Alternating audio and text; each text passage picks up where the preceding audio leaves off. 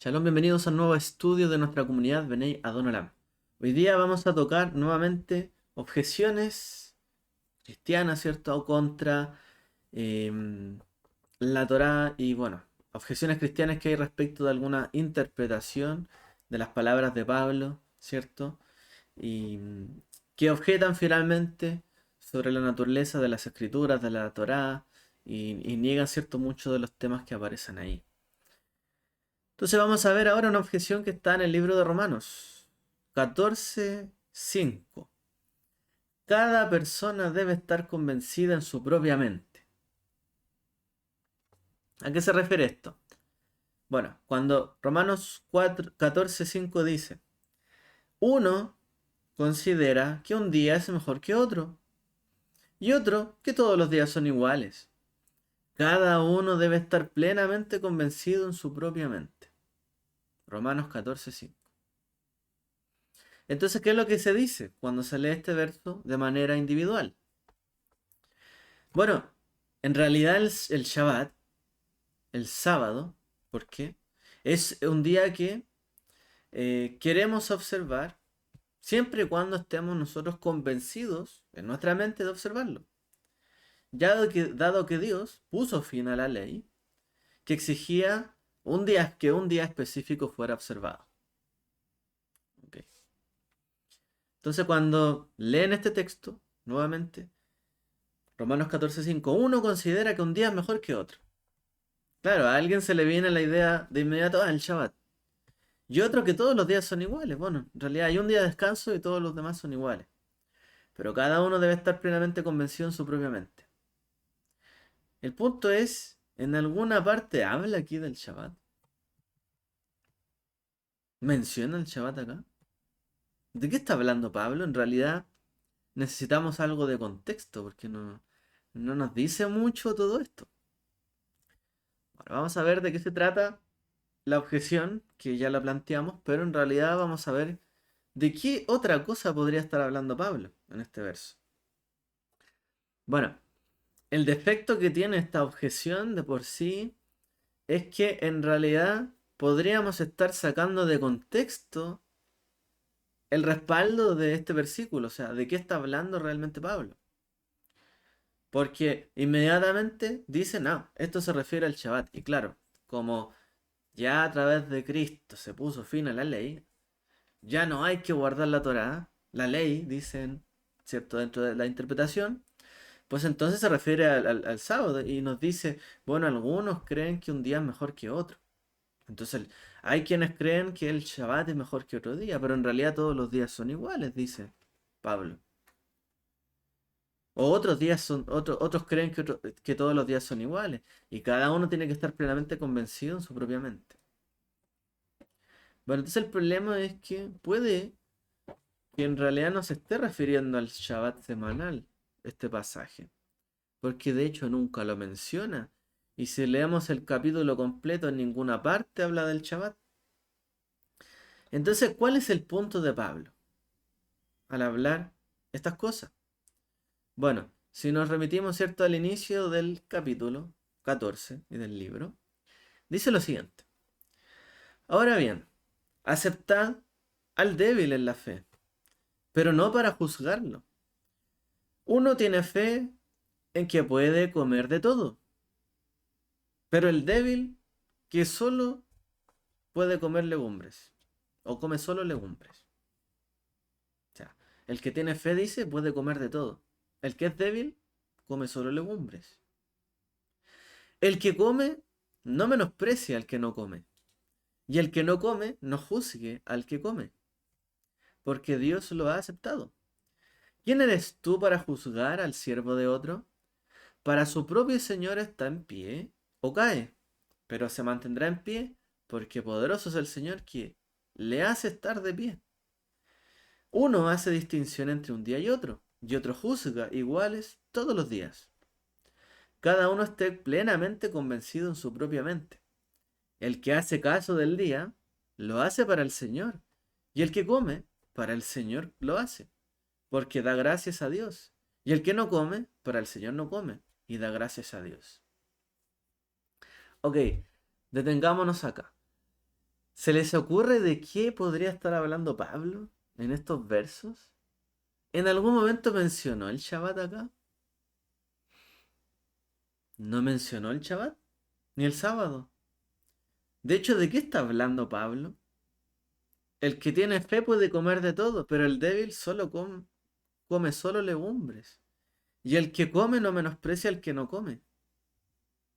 Perdón, el que no come, que no menosprecie al que no come. Y al que come, perdón, y el que no come, no juzgue al que come. Pues Dios lo ha aceptado. Y después dice, ¿quién eres tú para juzgar al siervo de otro? Si el propio Señor, si para su propio Señor está en pie, y se mantendrá en pie porque poderoso es el Señor para hacerle estar en pie. ¿Por qué está hablando estas cosas?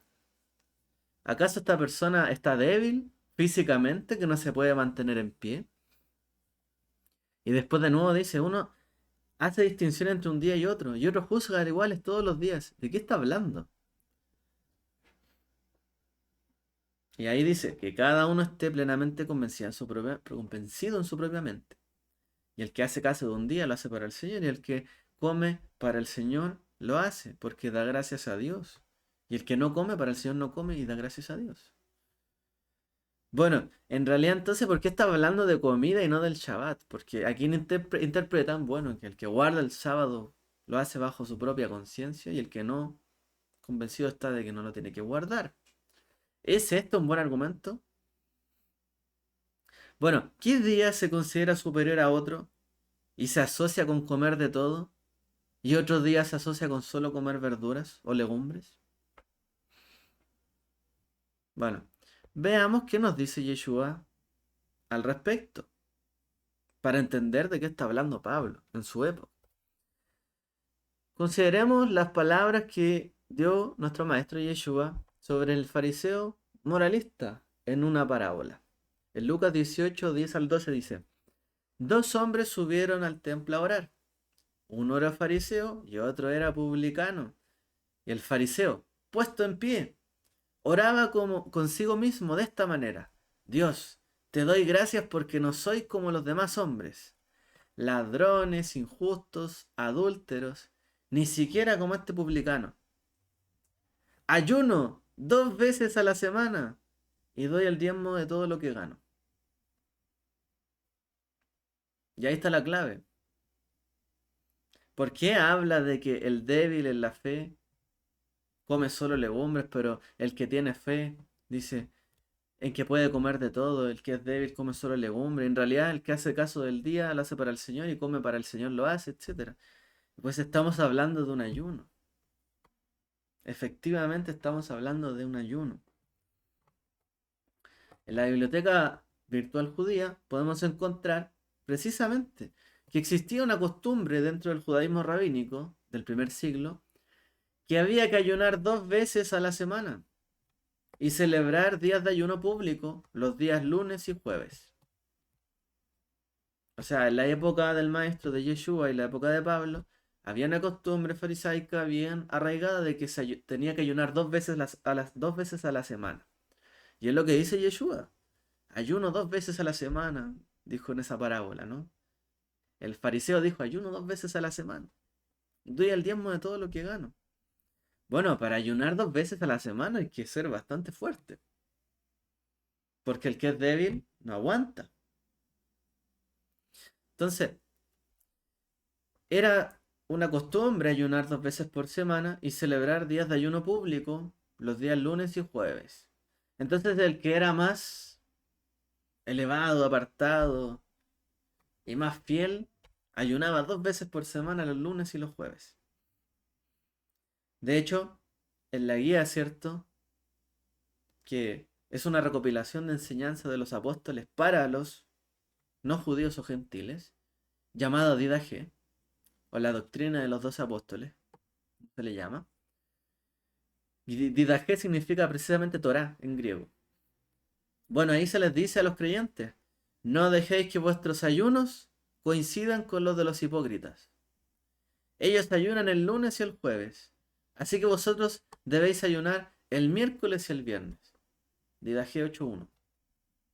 Es decir, los primeros creyentes en Yeshua, no judíos, gentiles, los cristianos, digamos así, ayunaban también 2 veces por semana, pero ayunaban otros días, para que no mezclaran su ayuno, dice, con los hipócritas. Porque Yeshua le llamó hipócritas a algunos que ayunaban esos días.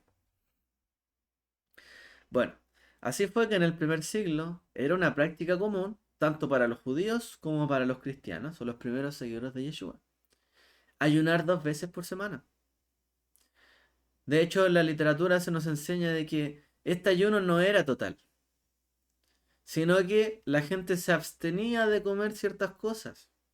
Entonces, las personas se abstenían de comer carne, por ejemplo, vino, aceites y otros tipos de placeres. O sea, era un ayuno parcial, dejaban de comer ciertas cosas, que eran como las más contundentes, y que quizás era como un tipo de ayuno estilo nazareo, ¿no? Porque recordemos que precisamente los fariseos tienen la costumbre, o tenían la costumbre de tomar los preceptos levíticos o los preceptos de más santidad que hay en la Torá para aplicarlos a sí mismos. Pero claro, no es que cada uno de ellos pudiese tomar un voto nazareo, pero sí podían ayunar como lo hacían los padres y varias veces a la semana. No solo un día, sino varios días. Quizás como Daniel, quizás como otras costumbres que venían de atrás. Entonces ellos, ¿qué hacían? Bueno, un ayuno parcial, de hecho, Daniel, ¿cierto? Ayunó de manjares, ¿cierto? Tiene un ayuno donde él no comió ciertos manjares. Bueno, aquí no comían carne, ni vino, ni cosas con aceite y otros placeres. Un ayuno similar. Así que este ayuno no era total, y los judíos solían ayunar lunes y jueves. Entonces la didaje dice, bueno, ustedes no ayunen como los demás hipócritas, ayunen el miércoles y el viernes.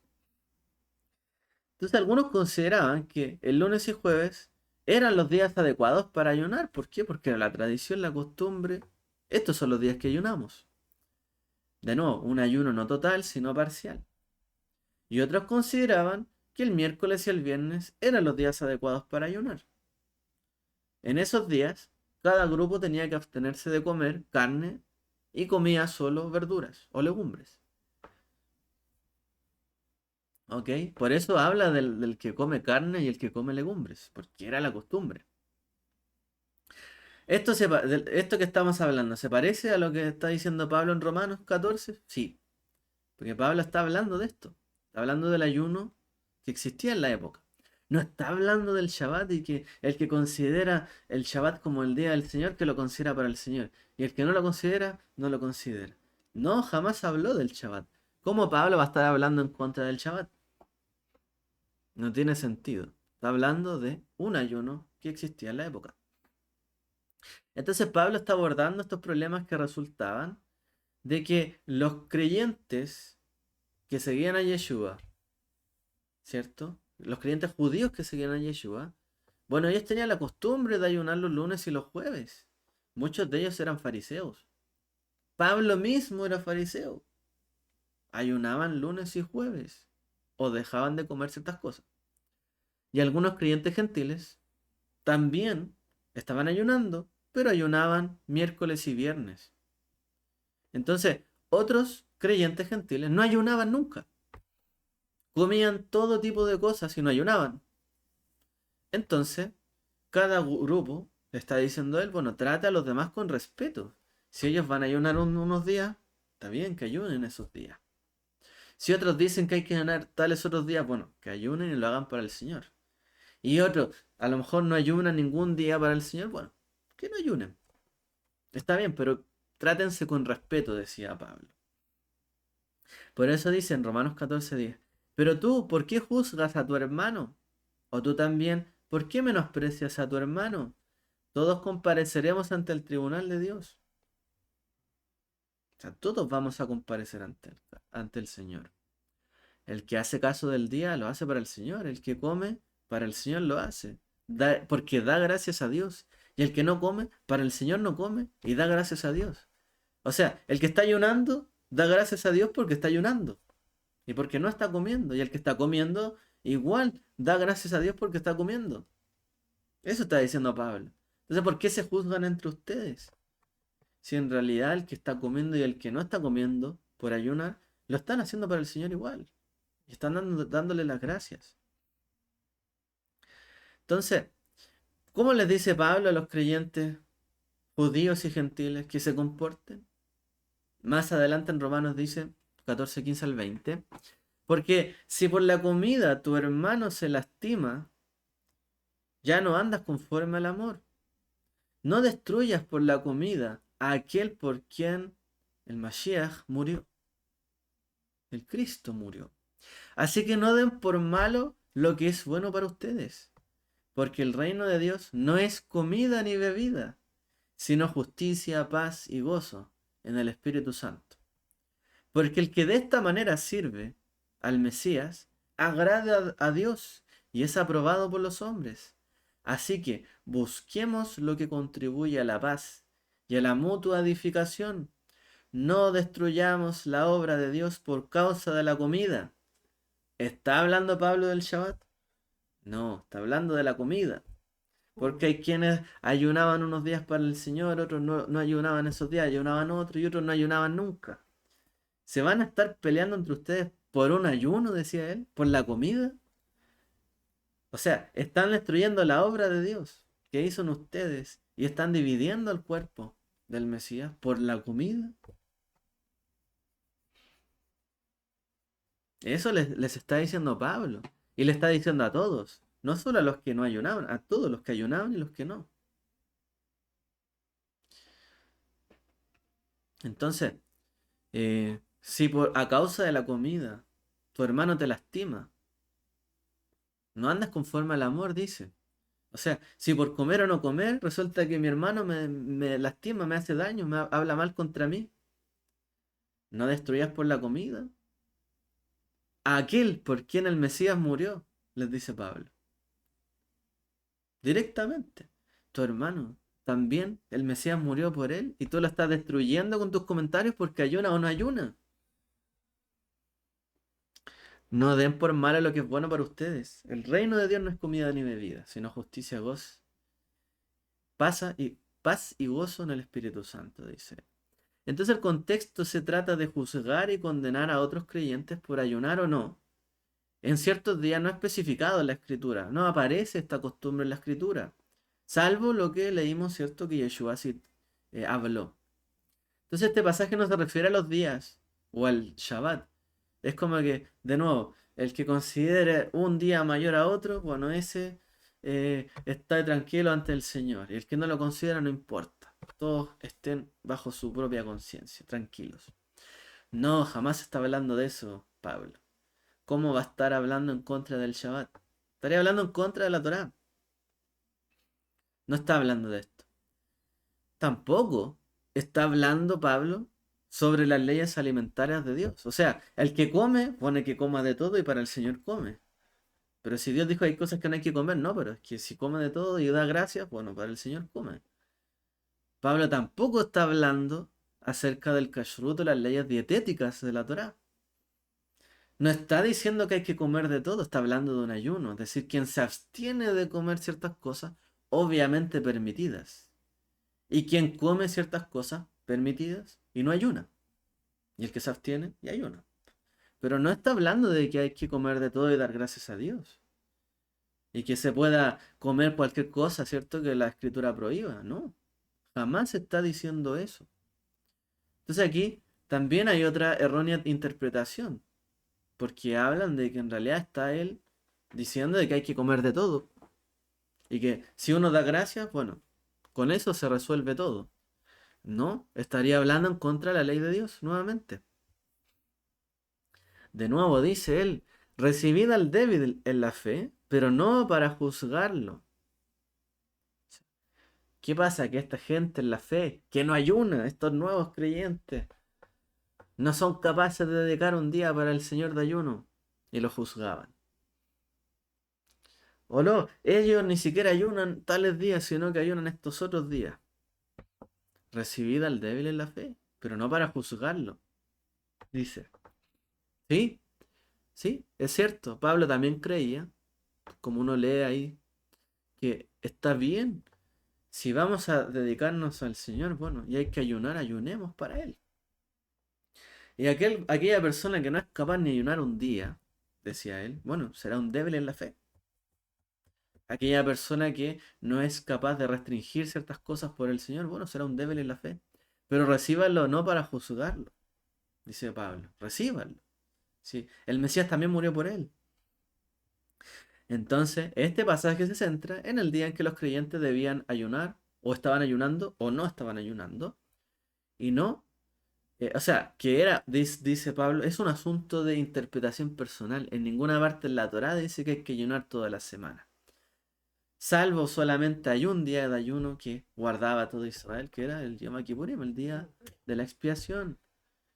Entonces, si todos estaban ayunando toda la semana, es un asunto de opinión y tranquilidad personal, conciencia limpia. Sobre qué alimento no es adecuado comer en un día de ayuno. No es que yo no como carne, ni tampoco vino, ni aceite, ni nada, cierto que sea un placer. Ah, pero si el otro tomaba vino, ya era un problema. O sea, no, pues si no hay que tomar vino. Era un día de ayuno. Pero otro tomaba vino igual. Entonces, hasta por eso discutían. O sea, todo esto está hablando de una costumbre. Porque esto no es una ley ni un mandamiento de la Torá.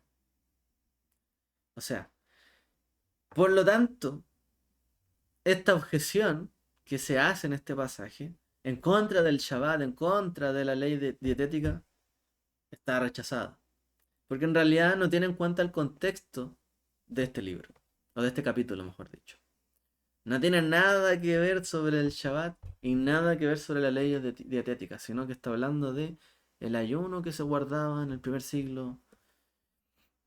Y por eso el maestro también dice, orar por los que os maldicen, ayunar por ellos, dice. O sea, hay ciertas cosas que para el maestro eran elementales, la oración, bendecir a otros y ayunar. O sea, si el maestro dice ayunar, ¿y cuándo, po? ¿Y cuándo tenemos que ayunar? Por los que nos persiguen, los que nos maldicen, ¿cuándo? Bueno, en la época se ayunaba, lunes, jueves y otros decían miércoles y viernes. Pero se ayunaba. Entonces, si van a ayunar, que sea con algún propósito, no como el fariseo que se para a decir, ah, pero miren, yo soy el que ayuna 2 veces por semana, doy el diezmo de todo lo que gano, y este republicano no. Tampoco. Si van a ayunar, no háganlo con un propósito. ¿De qué propósito? Decía él, por los que os maldicen, os persiguen y les hacen daño. Ayunen por ellos. Entonces, cuando el maestro nos dijo, ayunen por sus enemigos, bueno, había ciertos días que se ayunaba. Si nosotros no tenemos esta costumbre hoy día, bueno, quizás podríamos plantearnos, ¿no? En algún tiempo, yo recuerdo que los días de oración que hacíamos, muchas veces ayunaba también. Precisamente porque era un día destinado para orar por otros, ¿cierto? Y colocar ciertos temas ahí en la, en el motivo, ¿cierto? De oración. Entonces ahí tenemos también una pista, ¿cierto? De algo que eh, Yeshua dijo y uno se podría preguntar, bueno, ¿y cuándo se ayuna? ¿Solo en Yom Kippur? No, ayunaban toda la semana. Por lo tanto, los motivos de oraciones tenían que estar presentes siempre para ellos. ¿Ok?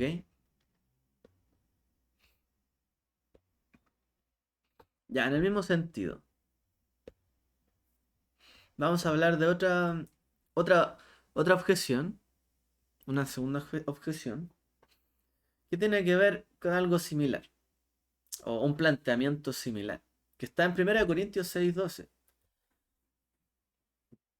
donde dice lo siguiente, todo me es lícito.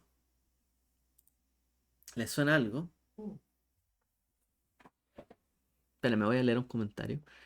El débil en la fe es uno pequeño, que está en un proceso de aprendizaje, no es un rebelde que hace lo contrario a lo que Hashem manda. Por esa razón hay que entenderlo y esperarlo. Claramente, una persona débil en la fe es alguien nuevo que todavía no está en el camino, no ha avanzado, por lo tanto, ¿cómo vamos a juzgar a la gente y decirle de todo porque es débil en la fe? Al contrario, el que recibirlo. Pablo es enfático en decir, el Mesías también murió por él. ¿Cómo lo van a tratar así a juzgar? Porque no hace, incluso es una costumbre.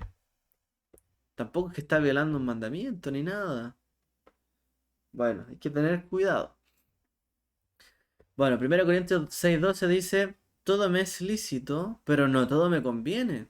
Todo me es lícito, pero no me dejaré dominar por nada. Estas palabras, ¿cierto? Son bien interesantes de Pablo y nos han seguido hasta este día. Han marcado, ¿cierto?, a las generaciones. Todo me es lícito, pero no todo me conviene. Todo me es lícito, pero no me dejaré dominar por nada. Wow. O sea, habla del dominio propio que tiene que tener una persona. Si bien todo es lícito, yo tengo que controlar lo que puedo o no puedo hacer. Y todo es lícito, pero no todo me conviene. O sea, el hecho de que diga todo me es lícito dos veces, ¿qué pasa? Que para algunos significa ya no hay ningún impedimento de hacer algo o no tengo que hacer algo, etcétera, sino que yo tengo que ver si me conviene o no y no me tengo que dejar dominar por nada, pero ya todo es lícito. Entonces, ¿qué pasa? Viene alguien e interpreta, entonces la ley no tiene sentido porque hoy día todo es lícito. Pero yo tengo que ver, como todo es lícito, ya no hay nada que me restrinja, yo tengo que ver qué me conviene. Si guardo algo o no, si practico una cosa o no, si dejo de hacer algo, evalúo yo. Todo me es lícito. Ya no estamos bajo la ley, pero no me voy a dejar dominar por nada. Bueno, lamentablemente algunos lo interpretan de la forma en que mencioné. De nuevo, hay que leer el contexto. Leamos el contexto. Veamos de qué está hablando Pablo. Generalmente Pablo se le malinterpreta porque no se le lee en contexto. Hay una lectura acelerada, apresurada, y ni siquiera se plantean las preguntas correctas de cuando él está diciendo algo. Y de hecho todo parece reducirse al contexto. Como dice McKee, J.K. McKee, dice, cuando los lectores del siglo XXI se encuentran con las epístolas paulinas, sin duda estamos leyendo el correo de otra persona. O sea, esto es como tomar una carta, un correo de otra persona y empezar a leerla. Yo no sé de qué está hablando.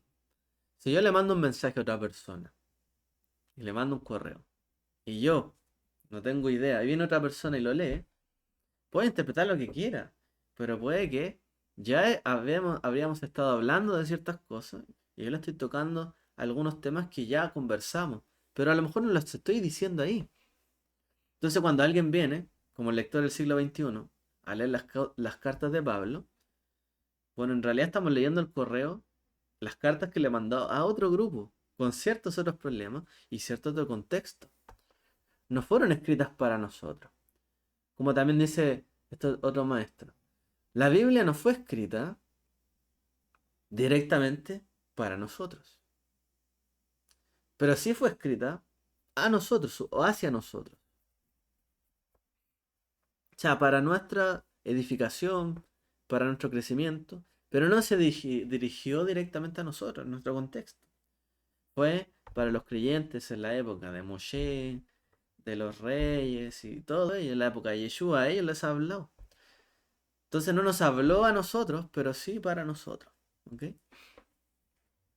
Bueno, las leyes de Corinto en realidad eran probablemente el grupo de creyentes, los de Corintios, más disfuncionales del primer siglo. Los corintios estaban bien perdidos, la verdad. Cuando uno lee, hay cosas que estaban haciendo bastante mal. Bueno, esto dice el autor mencionado anteriormente, J.K. McKee, dice, los creyentes corintios habían sido expulsados de la sinagoga local, estaban divididos en facciones y eran conocidos por diversos lemas. Por ejemplo, todo me es lícito.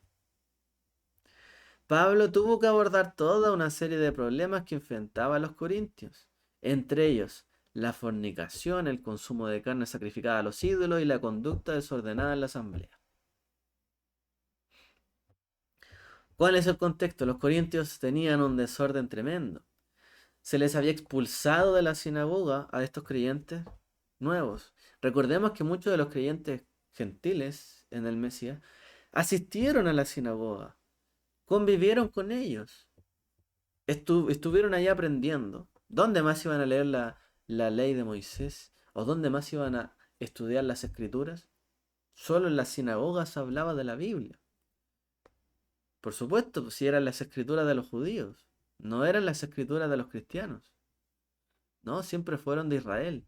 ¿Dónde iban a escuchar entonces la Biblia? Bueno, en las sinagogas. ¿Dónde asistían? Ahí. Muchos de los que creían empezaban ahí, a ir. Pero ¿qué pasó en algún momento? Entre toda la división del judaísmo, ¿cierto? Con los creyentes que les llamaban herejes, en algún momento, se les expulsó. Y sobre todo aquellos que vivían vidas desordenadas. Entonces, recordemos que Pablo, y bueno, los apóstoles, mejor dicho, en Hechos 15, acordaron que los nuevos creyentes tenían que abstenerse de comer cosas sacrificadas a los ídolos, fornicaciones, ahogado y sangre. ¿Cierto? Tenían que abstenerse de esto. O sea, era lo primordial. Aléjense de la idolatría y todo lo que tenga que ver con ella. Muchas fornicaciones tenían que ver con la idolatría. Muchos, ¿cierto?, sacrificaban animales a los altares romanos, a los templos. Después vendían la carne sacrificada en los mercados. ¿Y qué hacían algunos? Llegaban y compraban esa carne. Carne sacrificada a los ídolos. Entonces, cuando Pablo y hablan de esto es porque precisamente en los mercados romanos se vendía carne sacrificada a los ídolos, que había sido sacrificada en un templo romano, o a Júpiter, por ejemplo. Entonces después esto se vendía. No podemos comer carne sacrificada a los ídolos. ¿Qué pasaba? Los corintios estaban haciendo esto. Comían esto. Practicaban fornicación. Consumían esa carne. Y más encima tenían una conducta desordenada en la asamblea. De hecho, Pablo tiene que abordar en estos libros, ¿cierto?, de los corintios, hasta cómo se cubren. En realidad habló una cantidad de cosas a ellos, ¿cierto? Porque eran ultra desordenados, muy desordenados, en cuanto a todo tipo de cosas, ¿cierto? Temas sexuales, temas de idolatría, temas de profecía y un montón de cosas. Muy desordenados. Entonces, Pablo lo que tiene que hacer es poner orden, ¿ya? Y esto es lo que pasa y este es el contexto. Entonces, uno de los lemas que tenían ellos, no, si todo es lícito, eran como creyentes liberales, muy liberales. Entonces, en el capítulo 6 de Primera de Corintios, se aborda el tema de los creyentes que presentan ciertas demandas judiciales, unos contra otros, pero en los tribunales de los incrédulos. O sea, ¿qué pasa? Que de repente habían algunos problemas. ¿Qué hacía la comunidad judía? Tenía su propio tribunal local. De hecho, el judío tiene la ley, la Torá. Y en la Torá hay leyes, mandamientos, etcétera. Entonces, si actuaban en contra de la Torá o de la ley, bueno, nosotros mismos podemos juzgar a los que están bajo este contexto. ¿Por qué? Porque practican esta ley que es la que nosotros practicamos. Entonces, si vamos a juzgar a alguien, bueno, juzguémoslo con nuestra ley, primero que todo. Porque para el judío era lo más importante practicar la ley. Pero había otra ley que era la ley romana. Entonces, si vamos a tratar un asunto como hijos del Eterno, hijos del pacto, bueno, tratémoslo conforme a nuestra ley, la Torah. Si algo no está permitido, bueno, ahí sale lo que no está permitido y ahí sale lo que está permitido. Pero ¿qué pasa? Que los corintios no tenían, no establecían jueces entre ellos para resolver los temas y los asuntos internos, sino que iban inmediatamente a los tribunales romanos. Entonces, Pablo los reprendió a quienes hacían esto y les dijo que sería para ellos mejor ser perjudicados o defraudados incluso antes de ir a un tribunal romano. Hermano, esto es como similar a cuando vemos que alguien a lo mejor dentro de un contexto eclesiástico hace un daño, por ejemplo, monetario a otros. Y eso después sale en la tele, y sale en los diarios, y sale en todos lados. Y finalmente, ¿cómo queda la fe parado, cierto? Cuando pasan estas cosas. O sea, ni siquiera entre ellos se tratan honestamente. En realidad, toda esa gente está llena de avaricia. Porque no somos capaces de muchas veces frenar las cosas internamente. Entonces, en vez de frenar las cosas internamente, dejamos que terminen en las peores situaciones y circunstancias para que todo el mundo se entere después y todos estén hablando de eso. Y finalmente se difama el nombre del Señor. Y eso es lo que pasa hoy día muchas veces. Bueno, hay una estafa, pasó esto, un pastor hacía tal y tal cosa, aquí y acá, o un padre, un cura, lo que sea, y después termina difamado el nombre del Señor.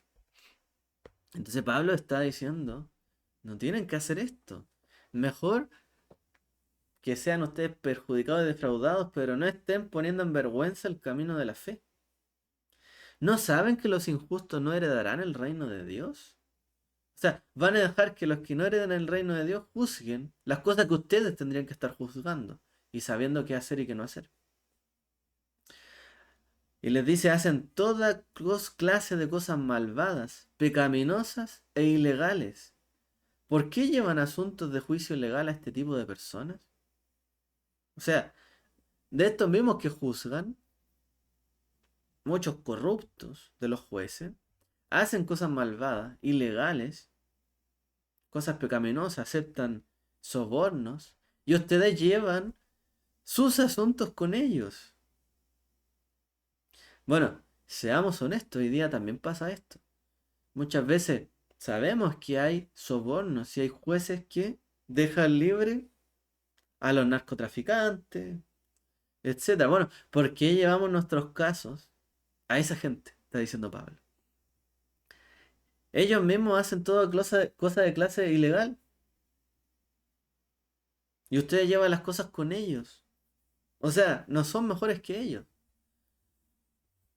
Y están llevando las cosas de los santos, entre comillas, a ese tipo de jueces y personas. O sea, para Pablo era muy importante como judío que las cosas, ¿cierto?, de la fe y de la santidad se trataran dentro del contexto de la fe y la santidad. Un judío tiene un tribunal, un Beit Din, ¿cierto? Y tiene un juicio local, tiene un Sanedrín, pero también hay jueces locales, dentro de una sinagoga en general hay rabinos y hay un concilio y si pasa algo se tiene que tratar. No vamos a dejar que estos casos terminen en la justicia normal, civil y muchas veces corrupta. Hermanos, o sea, hoy día, por ejemplo, ¿no han visto la cantidad de cosas que se filtraron del caso, por ejemplo, de Hermosilla? Este abogado, ¿cierto?, que tenía tráfico de influencia. O incluso declaraciones del presidente. Cosas que estaban totalmente bajo el secreto del juicio. Y hoy día todo el mundo las sabe, están publicadas. ¿Quién está filtrando esas cosas? ¿No se debería hacer? Entonces, ¿qué clase de justicia hay donde las cosas, las declaraciones o las cosas que están bajo investigación resulta que ahora son divulgadas por todos lados? ¿Cómo es eso? O sea, es lo mismo que si alguien tuviera un problema, lo tratase con uno, con otro, y resulta que uno lo divulgase por todos lados, lo filtrase. Tenemos, ¿cierto?, mucha porosidad en la justicia. Bueno, Pablo, como buen judío que tenía el tribunal, el Beit Din y que siempre había jueces locales, no quiere permitir esto, entonces le está diciendo a los creyentes no actúen como los gentiles, en general. Claro, entonces ellos creen que todo es lícito y pueden hacer lo que quieran, o si alguien le perjudicó, pueden llevar las cosas hasta el nivel que quieran. No, hay que atajarlas en algún momento. No todo es lícito,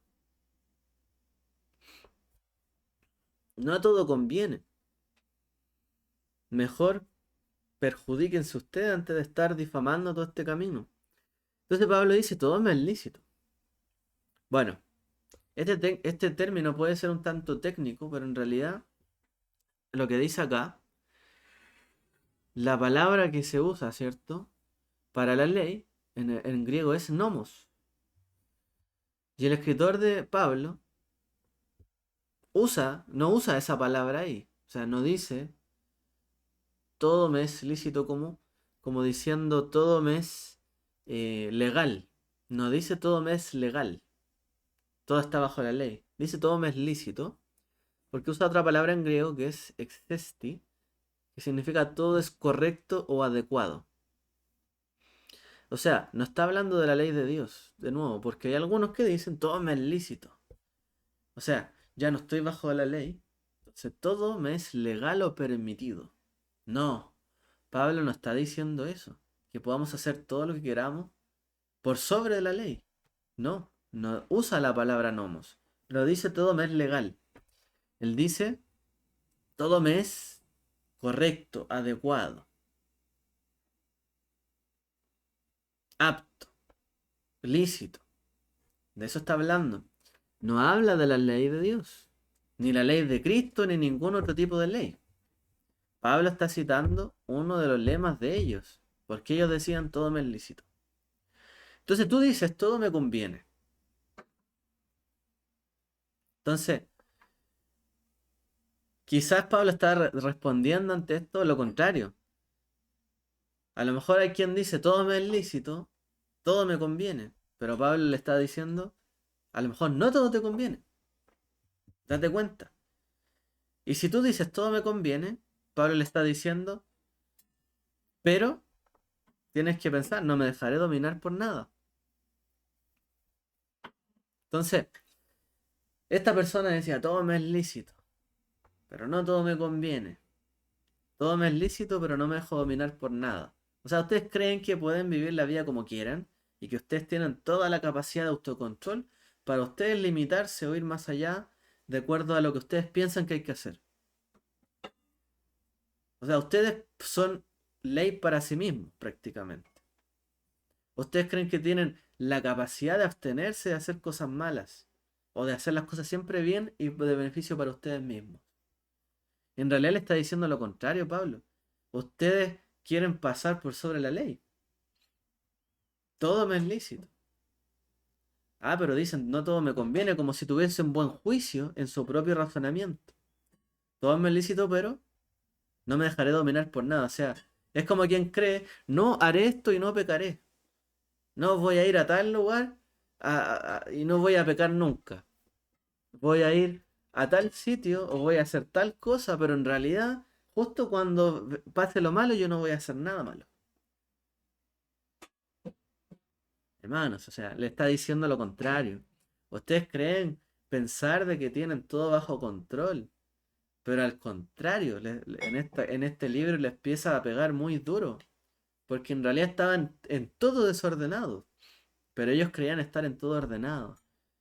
En que en realidad voy a avanzar hacia acá y no voy a pecar, porque yo me autocontrolo. No, no es así. Uno no puede tentar, ni estar al límite de la ley. No puede comportarse de esa forma. Entonces, hoy día muchas veces este argumento es cierto en contra de la Torá, de que todo me es lícito, y si no me dejaré dominar por nada, o sea, aunque la Torá dice no harás esto, no, lo voy a hacer pero hasta aquí, porque yo sé que me controlo y no voy a ir más allá. Qué peligroso pensamiento. No, yo, casado, no, voy a juntarme con esta mujer, pero en realidad no voy a hacer nada. Qué peligroso pensamiento. Muy peligroso. No, me voy a juntar con estas personas que son ladrones, pero yo no voy a hacer nada. Qué peligroso pensamiento. Entonces, los corintios pensaban así, que podían llegar a hacer lo que quisieran. Bueno, díganme ustedes si no han escuchado mucha gente que razona de esta forma. Mucha gente, yo he conocido toda mi vida personas que creen de esta forma. Que no tienen ninguna ley, ningún control, ningún punto de referencia y piensan que pueden tentar en todas las cosas a las situaciones. Rozando lo ilegal, no le interesa si algo está bien o está mal, no, lo voy a hacer igual. ¿Cuánta gente no actúa así? Bueno, los corintios eran así. Era su lema. La traducción Peshita, ¿cierto? aramea de la Biblia, tiene la misma visión de este pasaje cuando traduce: todo está en mi poder, pero no todo es provechoso para mí. Todo está en mi poder, pero ninguno de ellos tendrá dominio sobre mí. O sea, ellos pensaban que tenían el poder en su mano. Entonces, ellos tenían el control. No, Pablo, Shaul, no te preocupes. Sí, hay un caso que está pasando acá, pero no te preocupes, está todo bajo control. Nosotros manejamos lo que es provechoso. No, tranquilo. Sí, es cierto que en nuestra comunidad está pasando tal y tal cosa. Pero tranquilo, eso no va a pasar más allá porque no tienen dominio sobre mí. Es estas cosas. Qué peligroso pensamiento. Pensar que las cosas están bajo todo nuestro control. No es así. Por eso es que existe la Torá y nos pone límites. Y por eso existe la Halajá y nos pone cercos. Porque no todo nos conviene y no podemos decir que todo lo podamos llegar a hacer y no va a pasar nada. No, qué gran error. Entonces, ¿qué vamos a permitir que alguien haga lo que quiera en un lugar, en una asamblea? Que eso es lo que se trata el libro. No, sí, vamos a controlar nosotros la situación.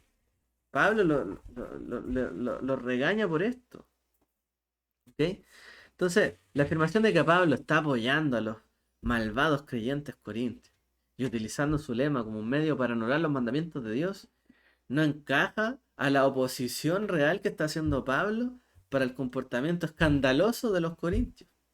Si no, lea el libro de Corintios. Tenían problemas de todo tipo porque no querían someterse a nada. Y una persona que no es manso, que no se quiere someter a la ley de Dios, que no quiere hacer caso, que no respeta el orden de una asamblea, que pretende hacer lo que quiera, que no respeta, cierto, a su hermano, su prójimo, que no tiene amor, que no respeta a las autoridades de una comunidad. Bueno, ¿qué quieren hacer entonces?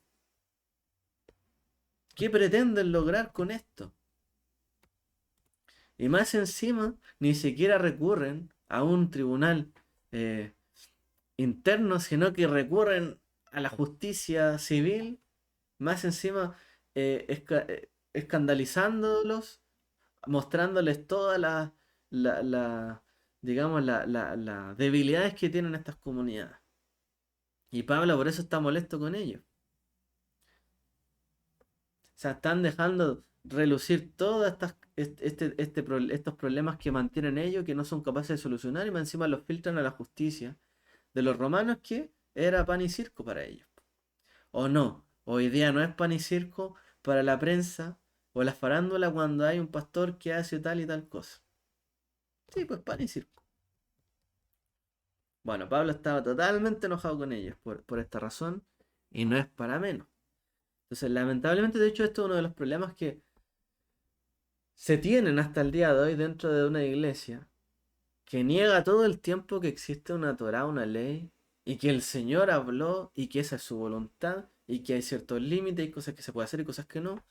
Entonces, este es el problema cuando la iglesia plantea, en general, muchos hasta el día de hoy, que una persona puede decidir qué hacer y qué no hacer en todo contexto, en todo momento. Porque ya no hay una ley ni nada que nos restrinja, somos libres. Por esa libertad, la gente ha llegado a hacer atrocidades. Si no, lea usted en la historia las tremendas y terribles cosas que han hecho muchos papas a lo largo de los siglos y muchos creyentes, o como hablábamos la semana anterior, los padres de la iglesia hicieron declaraciones horribles contra los judíos. Los llamaron de todo. Los llamaron a que los mataran, demonios. ¿Qué nos dijeron sobre ellos?